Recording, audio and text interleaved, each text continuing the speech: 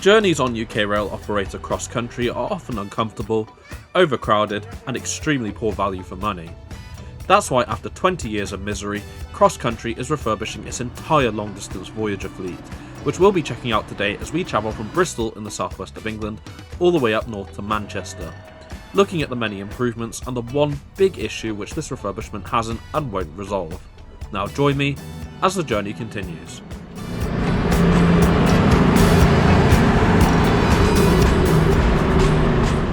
Our journey starts at Bristol Temple Meads.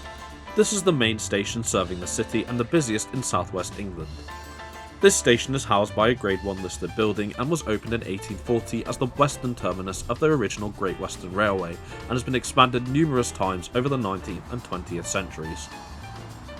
The name Temple Meads actually comes from the nearby Temple Church, which was largely destroyed during World War II, though you may be forgiven for thinking it was after the nearby Temple Quay, where you can also travel around the city by ferry, but as we and most people visiting are here to catch a train, the ticket office and machines in the main concourse would be more useful in theory, though I already bought my ticket for this trip online. On that note, we'll be catching the 0900 to Manchester Piccadilly via Birmingham New Street. However, it's not yet shown on the display screens as I'm here quite early. One quick search on real-time trains later and we can see that our train is due to come in to platform 12 at 8 minutes past 8. Platforms at Temple Meads, like most UK railway stations, are accessed using the ticket barriers just here, though as is a regular occurrence I had to end up showing my ticket to the platform staff to be let through.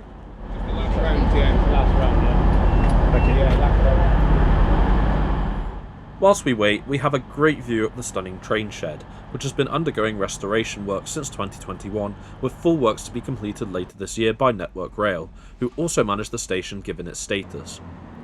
Traffic here is primarily served by Great Western Railway, who not only provide regional services across the southwest of England, but also long-distance services to South Wales and London, the latter of which I arrived from to make today's video.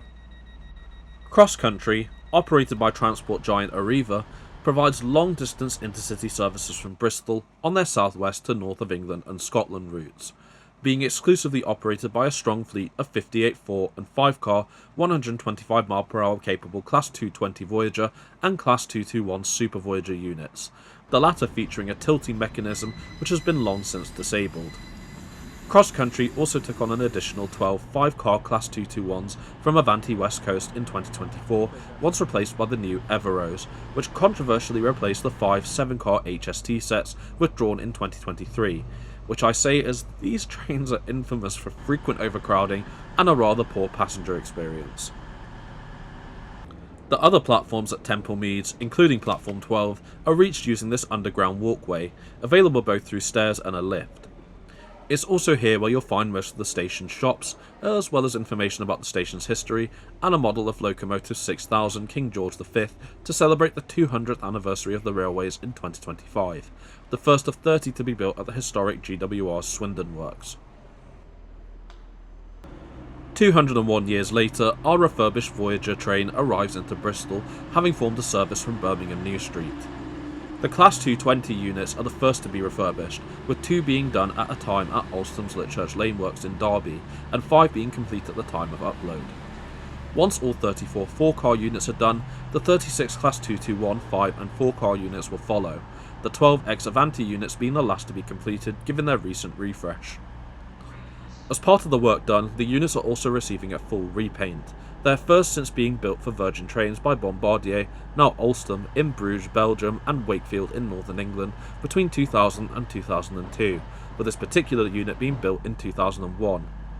Whilst I do like the livery, it does seem a bit unfinished with no transition between the magenta driving vehicles and grey intermediate ones. What do you think?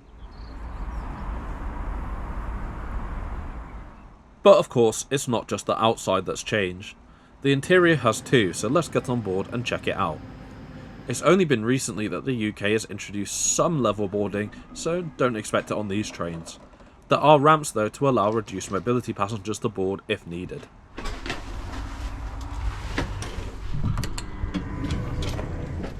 First class is where we'll be sitting today and as before is laid out in a 2x1 configuration, seating up to 20 people. albeit with new Fainsaline seats like on the Avanti Everos and EMR Auroras, thankfully without the Dental style lighting though. My reserved seat today is number 16, however I was told by the train manager that the one behind, seat 14, was free, which had a much better window view.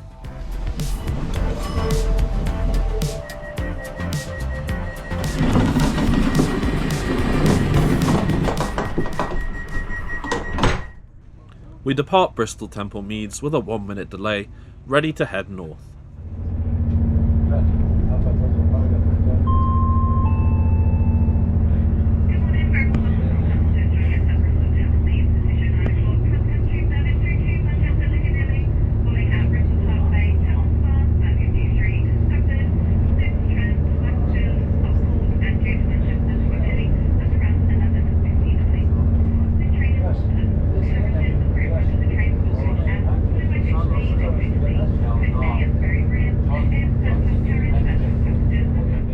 The first part of our journey involves navigating Bristol's extensive suburbs as we make our way out of the city.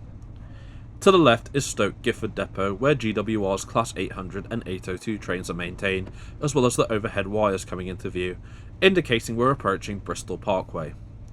Despite the station's name, it's actually located in Gloucestershire rather than Bristol itself, serving the towns of Stoke Gifford and Harry Stoke. This is the closest Bristol actually has to electric trains serving the city, the Great Western Main Line electrification project through to Temple Meads and the suburbs being indefinitely paused by the government in 2016 due to budget cuts amongst other issues. As we diverge from the main Great Western route towards London and the small portion of overhead wires disappear, let's now take a look at the newly refurbished interior. Admittedly, the seats are not as comfortable as I would have liked, at least in first class. The padding's not as great as the older seats, but still it's acceptable, and the wing headrest is a nice addition, especially with the large X logo on it. It definitely looks the part. Strangely, only the aisle side armrest is foldable, the window side one not, despite housing a 3-pin UK power socket with USB A and C sockets below too, but on the positive side there are now sockets for each passenger, a big improvement to there only being one per seating area before. As with the comfort, the manual recline on the seat isn't particularly great. This lever is used to operate it and it sadly doesn't go as far as the old seats. Overall legroom though is pretty generous, though it's impaired by the table pole to the right, which was also the case with the old interior. There are also some foldable table sections for those with reduced mobility for ease of getting in and out of the seat. Speaking of which, all aisle seats now have grab handles at the back for ease of movement, with there being coat hooks at the top of the seat next to the window and below the overhead reading lights. Finally, the draw-down window blinds have been retained, but it seems nothing's really been done with them as they're still pretty dirty. There's definitely a number of welcome improvements in first class, but I definitely think the seat comfort has gone in the wrong direction. Not that it's unbearable, just not as comfortable and plush as the old seats, which is a shame.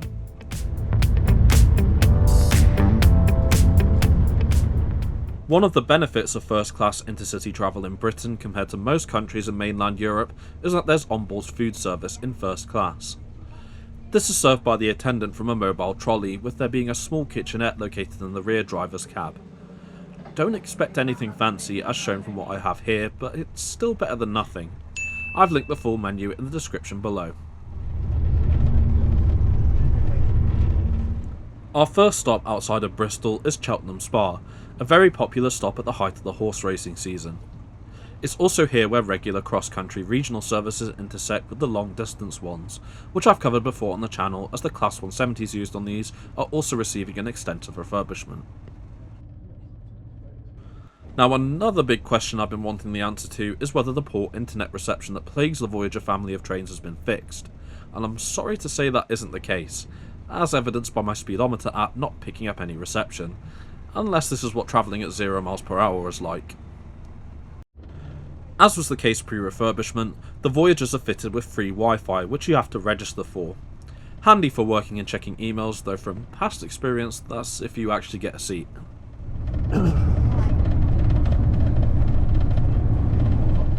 After passing Worcestershire Parkway, which cross-country's intercity services call out on a limited basis, we're now passing through Bromsgrove, as indicated by the overhead wires. Our Voyager now bravely climbs the Lickey incline towards Birmingham, one of the steepest mainline gradients in the country at 1.52 degrees, and lasts for 2 miles. It certainly helps that all 4 carriages are powered, eh? We then find ourselves on the Cross-City line, one of Birmingham and the West Midlands key commuter lines. I used to use this line a lot back when I was living here for 4 years until 2020, and remains a personal favourite. Some highlights of the line include the purple-painted Bourneville station, where you can alight for Cadbury World, and travelling along the Birmingham to Worcester Canal on the final approach to the UK's second largest city.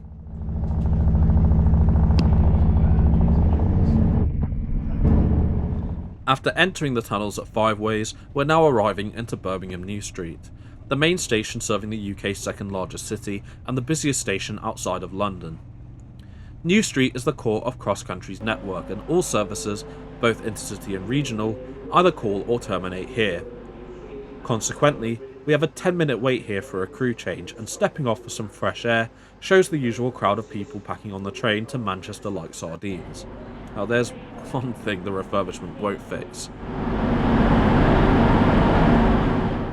The 10-minute wait is up, well, slightly over as we leave, picking up a few minutes of delay, and we emerge to see the progress of HS2's Curzon Street terminal to the left.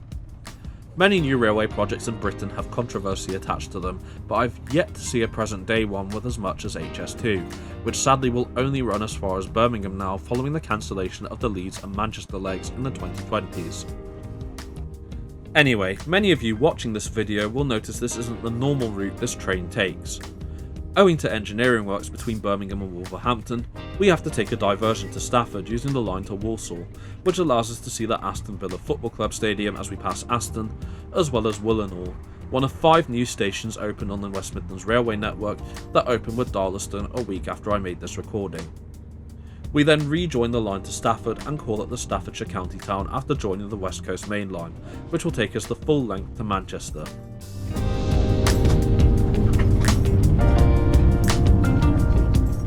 As we diverge on the branch towards Manchester, let's do a walkthrough of the rest of the train. As can be seen in standard class, it's incredibly busy, with a fair amount of people standing in the vestibules. The more things change, the more they stay the same. Rewinding back to when we were in Bristol, standard class is in a 2x2 configuration, and as with first class, has had seat changes to the Pfizer lean seats, these ones being the same as on CrossCountry's regional turbo stars. The biggest improvements on these seats is that the legroom has significantly improved. There are power sockets at each seat as in first, and I'd argue that ergonomics and comfort are an improvement to the old seats. My one complaint is that I saw the drawdown blinds were again not only stained, but there were also wires sticking out. Not great. As was the case pre-refurbishment, both driving vehicles have wheelchair spaces just by the vestibules, which have been upgraded to include power sockets, as with the standard seating areas. Toilet-wise, there are accessible toilets in each of the 4 carriages on board, which is one of the reasons the Voyagers have such a cramped interior. I'm pleased to confirm that this was spacious and clean, and, most importantly, the usual horrible smell is gone. At least for now. This was the train's second day back in service, remember. Bike storage spaces are available on the train free of charge, but must be reserved in advance, and with only a total of 3 spaces available, you best be quick.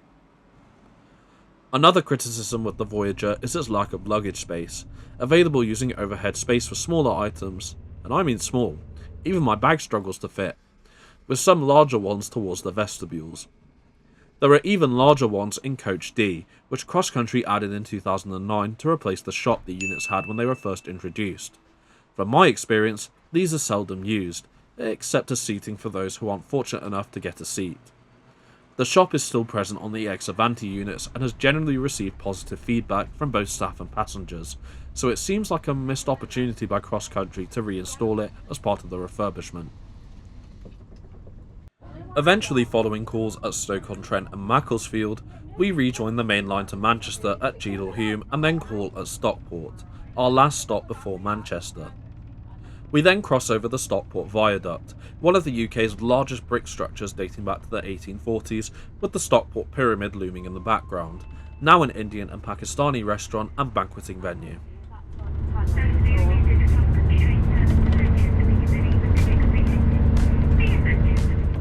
It's now time to reflect. I do think the refurbishment of CrossCountry's Voyagers has solved a lot of their problems, mostly in standard class. However, there are also a lot of shortcomings such as the downgrade of the first class seats, the lack of replacement blinds, and, in my opinion at least, not reinstalling the shop in otherwise unused luggage space.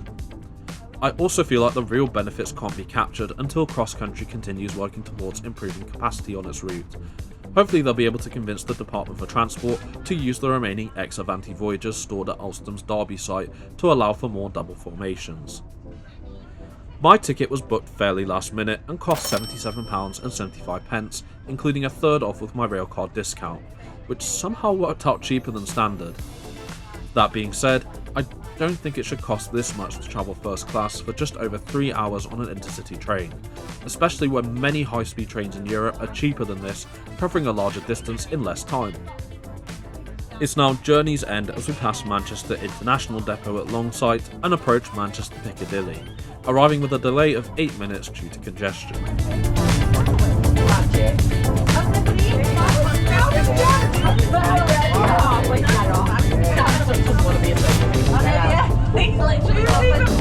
At Chester, this train is one of 2 coaches. Now it's over to you. Have you tried the refurbished CrossCountry Voyager yet? Do you think it's an improvement over the older interior, and are you convinced to give it a go after watching this video? Let me know in the comments. I hope you've enjoyed this video. Please like and share it if you did to aid the channel's growth, and don't forget to subscribe to the channel and turn on notifications for more content such as this weekly. Now it's time to enjoy this rare sunny afternoon in Manchester before moving on to my next destination. Thanks so much for coming with me on this trip, and I look forward to bringing you with me on my next one.